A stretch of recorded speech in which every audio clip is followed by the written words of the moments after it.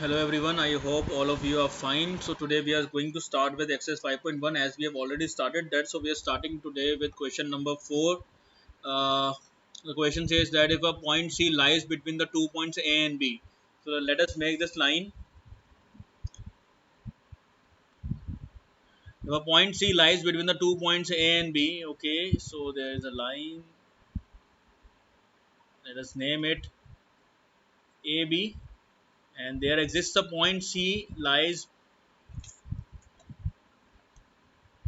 between A and B such that AC and BC are equal. So AC, this length is equal to this length BC. So we need to prove something. So let us write given. What is given? AC and BC are equal. What we need to prove? AC is half of AB. Okay.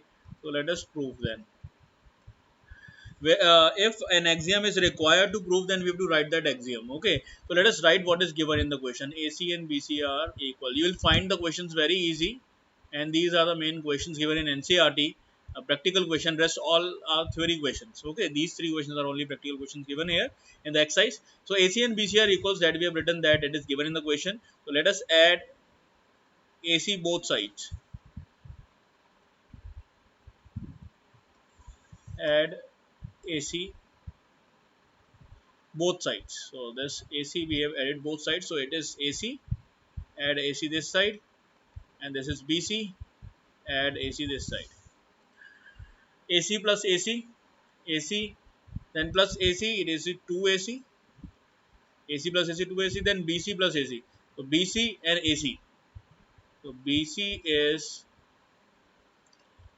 starting from, this is BC and this is AC. Together it is AB. So we'll write here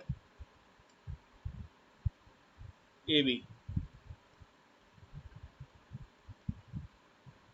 BC plus AC is AB. So AC, we can shift this half that side, will become half of AB. Hence proved. So you'll say, sir, this is very easy. Maybe you are asking, sir, this can be easy. How this is easy? If you are doing like this, then half of 1 mark will be deducted because you have not told in the question that which axiom has been used. So here let us write, if equals are added to equal, then wholes are equal. If equals, these were equals. If equals are, or you can say this is equal. AC, we have added both sides. So AC and AC is equal to each other. So if equals are added to equals, then whole wholes are equal. What? If equals are added to equal, then wholes are equal.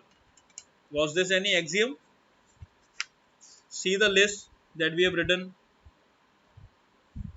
If equals are added to equal, this was the second axiom maybe we have written. So if equals are added to equals, then wholes are equal. Means they were already equal, and equals are added means AC is added both sides. So equal thing is as it added both sides. So that's why this will also be equal to each other, and this 2 will come this side. It will become half of AB, and then it's proved. So this is over. Moving on to question number 5. In question number 4, point C is called the midpoint of line AB. In question number 4, point C was a midpoint, no? So let us draw again.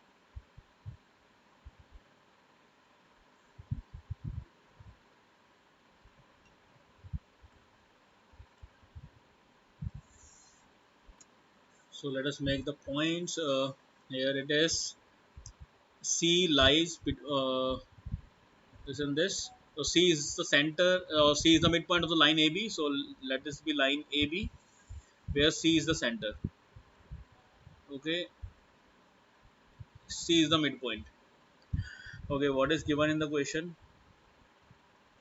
C is midpoint of AB. This is given, and what we need to prove? there is only one and only one midpoint. Every line segment has one and only one midpoint. Line segment has one and only one. Means there can't be two midpoints. Obviously, one only one midpoint. So how we can prove this? So how we can proceed with the question? Let's write proof. And with this, see, first I have read the question, and here only there is one midpoint. But in proving, let us write, let let us assume there exist two midpoints of AB, that is C and D. So let us take D also as the midpoint of AB. Okay, so accordingly we can write that since C is midpoint of AB, if C is the midpoint, then AC and CB are equal, AC and BC are equal. If C is the midpoint, then this side and that side of the line will be equal. No, so AC and BC are equal to each other. Fine. So add AC both sides. So it will be AC plus AC is equals to BC plus AC. It will become twice of AC is equals to AB. Twice of AC is equals to AB. Okay, we can write here which axiom we have used. Add AC both side and AC and AC. So we can write here equals are added to equals. Equals are added to equals, then wholes are equal.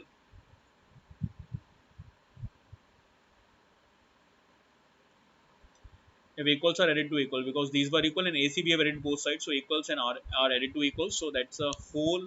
This thing is equal to each other. So AC plus AC 2AC equals to AB. Okay, and one more theorem we can use, or one more axiom we can use here. How? See, this BC plus AC is AB. BC plus AC. Let me mark it a little short. Now, see this BC plus AC is AB. How it is possible? BC plus AC is AB. We see this BC and AC coincides with AB. One axiom we have written like this with things which coincides with one another are equal to one another. So we'll write here BC and AC together they are making AB. So we can write one more axiom here. Things which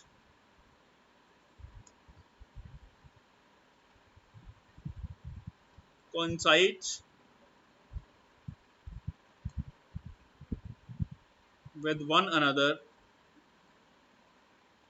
are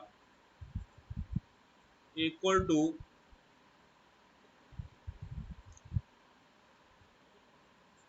or we can write here things which coincides with each other are equal to one another. So that's why this. So after this we can write AC is half of AB first. Similarly, we can prove that AD is also half of AB. In the similar manner, with same series of steps, we can prove that AD is half of AB. Why? Because D is also the midpoint. If D is the midpoint, then AD will be equal to DB, and AD will be half of AB. Means with these steps, we are not going to follow it again. So we will directly write that the way C is the midpoint that we have written AC is half of AB. In the same way, D is the midpoint, then we can write AD is also half of AB. With first and second,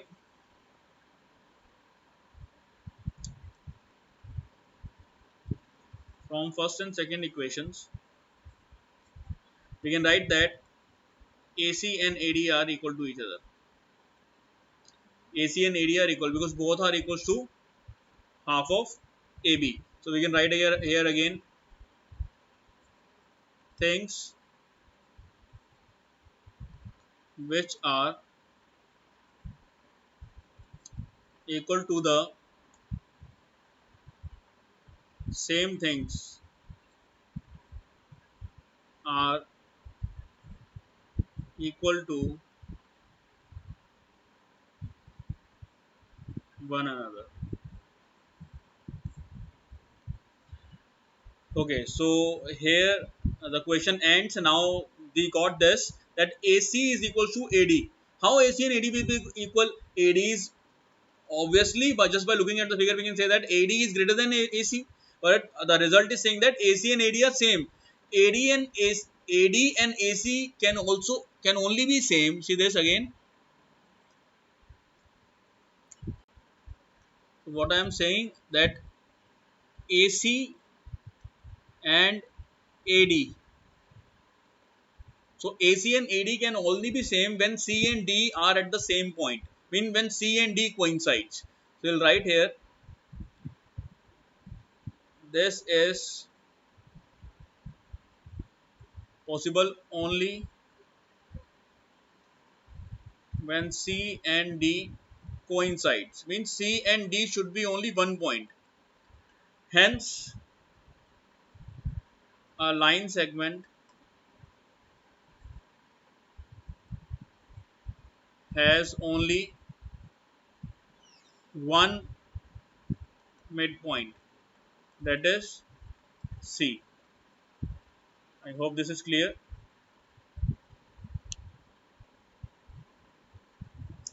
C and D coincides. If you have not understood the meaning, then I can tell you here that C and D should lie on the same point. Means here it is C nodes and here only it should be D.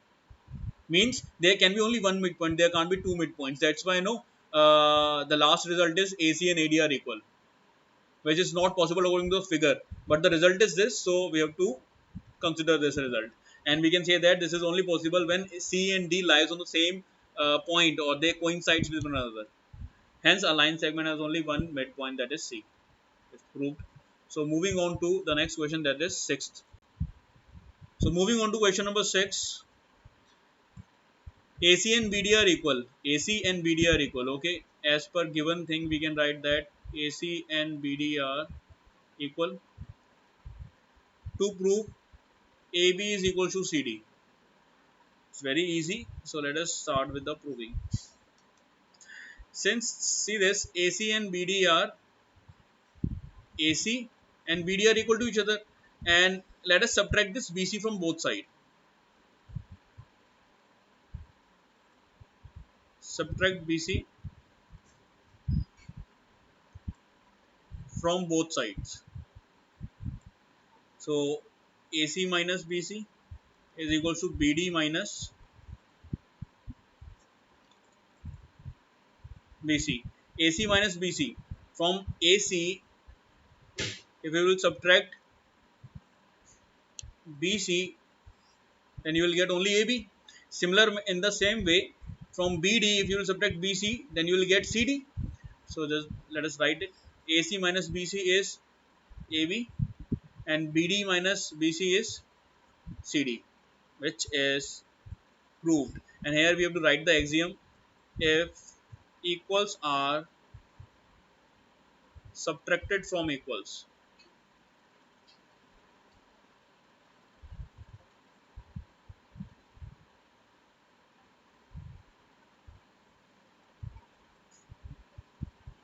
then remainders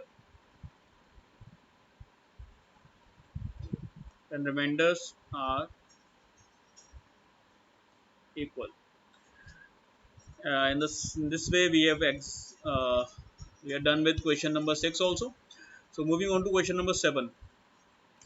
So moving on to question number 7, why is axiom 5 in the list of Euclid's axiom considered a universal truth? Do you know what was axiom 5th thing? Just see in the list. Axiom 5th, the whole is greater than the part. Okay, so let us write for this an answer.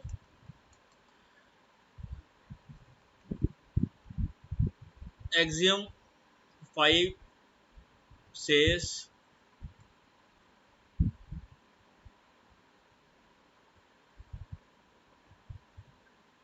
the whole is greater than the part. We'll write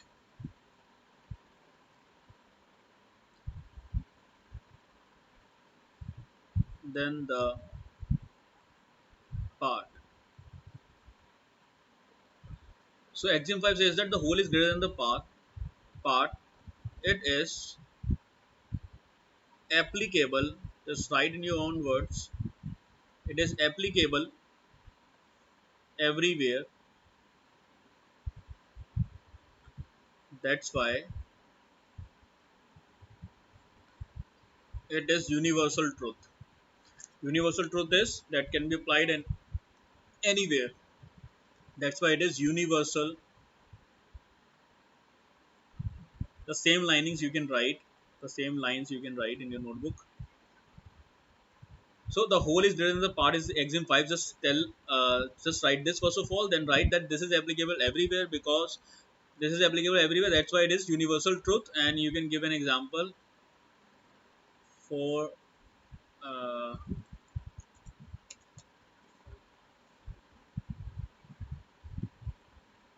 consider India and its states.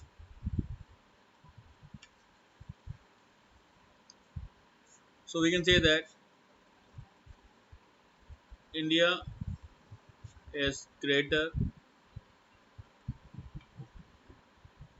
than all of its states. Or simply we can say that here the axiom applies. The whole, whole means the India is greater than its parts.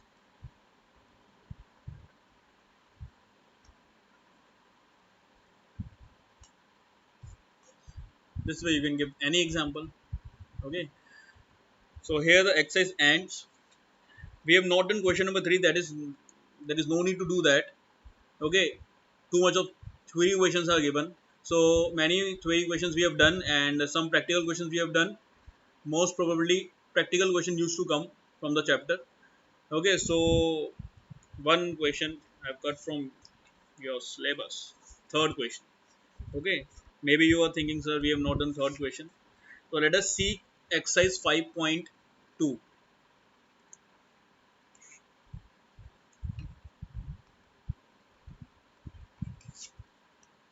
So starting with exercise 5.2, question number 1, how would you rewrite Euclid's fifth postulate so that it would be easier to understand?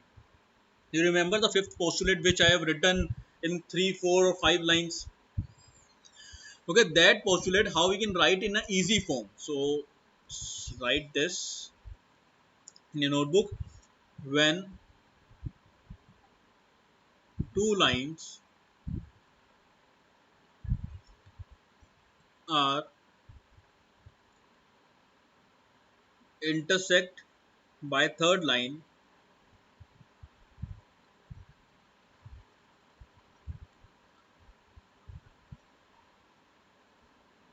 third line, such that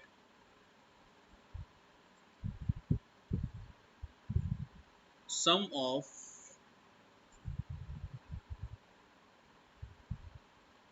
interior angles is less than 180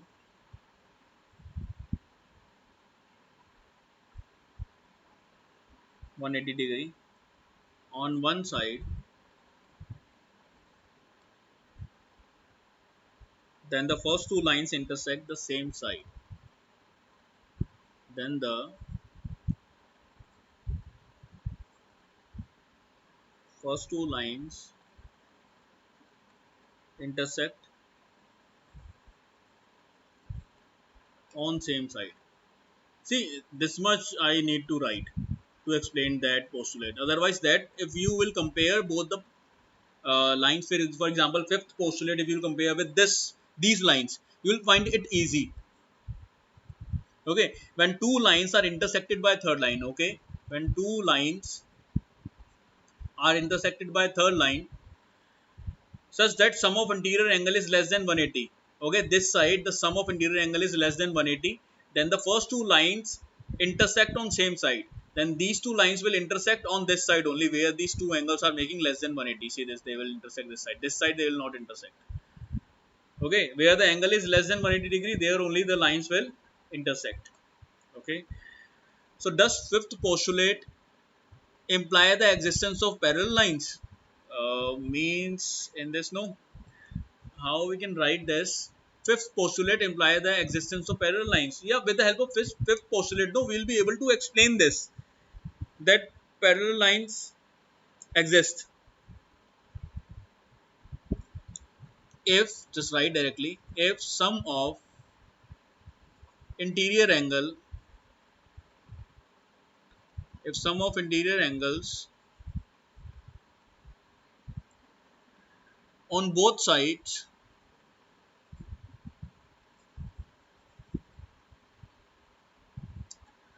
of transversal,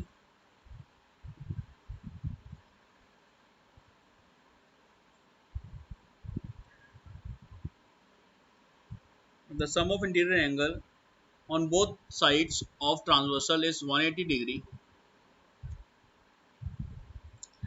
then lines will not intersect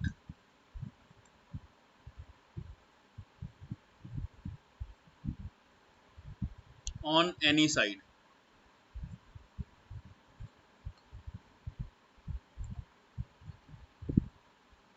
On any side, it means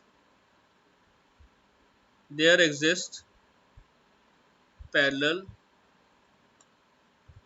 lines. Okay, so there is a condition. Yeah, they show us the existence of parallel line. Means this postulate show us the existence of parallel line if and only if interior angles on both sides of transversal is 180 degrees. So let us take this example again. Two lines I have made and this is a transversal. If interior angle this, these two are making 180 degree, and this, these two are also making the sum of 180 degree, not less or greater, equals to 180 degree. If this is angle 1 and angle 2, then angle 1 plus angle 2 is 180 degree, and this is angle 1 and angle 2, angle 3 and angle 4, then angle 3 plus angle 4 is making 180 degree. If these two angles and these two angles are 180 180 both the sides, then these two lines will never intersect each other. Okay, if I am making these two lines, it shows that these two interior angles are less than 180. Okay, and these two interior angles are more than 180. Where the angle is more than 180, the sum, then these lines never intersect. Where the angle is less than 180, there the lines will intersect. Okay, at one point. But here, if the angle on both the sides, the interior angle sum on both the sides is only 180, 180 both sides, then they will never intersect each other and it will result in the formation of parallel lines. So here your chapter ends, end of the chapter. So just do these questions in your notebook and complete this chapter. Homework is complete exercise 5.1 and 5.2 in your notebook. We'll go with exercise. We'll start now exercise. Sorry, exercise. I am saying chapter 6 in the next lecture. Okay. So it's over. Take care. Bye.